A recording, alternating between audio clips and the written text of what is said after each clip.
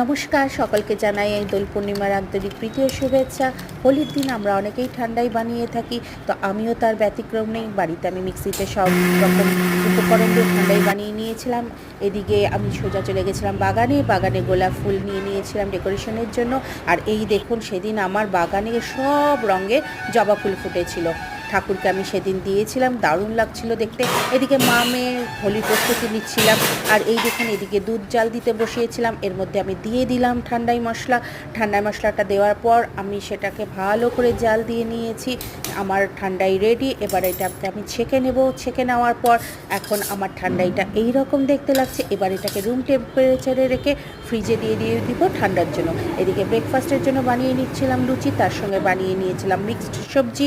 আর ফ্রিজে ছিল একটা আইসক্রিম, এটাও রেনবো আইসক্রিম। আর এই দেখুন, ঠান্ডার পর আমি ফ্রিজ থেকে বের করে রাখলাম ঠান্ডাইটা। আর সেদিন বাড়িতে অতিথি এসেছিল, তাদেরকে এই ঠান্ডাই আমি পরিবেশন করেছিলাম। উপরে দিয়ে দিয়েছিলাম পেস্তা কুচি, যেটা আমি আগেই বানিয়ে রেখেছিলাম। আর এবার আমার ঠান্ডাইটা রেডি টু সার্ভ। সকলে খেয়ে বলেছিল খুবই ভালো হয়েছে। আর তাছাড়া শুধু গরমকাল, আমরা এটা হোলি উপলক্ষে নয়, গরমকালেও খেয়ে থাকি, কেন কি খুবই ভালো লাগে এটা খেতে। নমস্কার, ভালো থাকবেন। চিয়ার্স।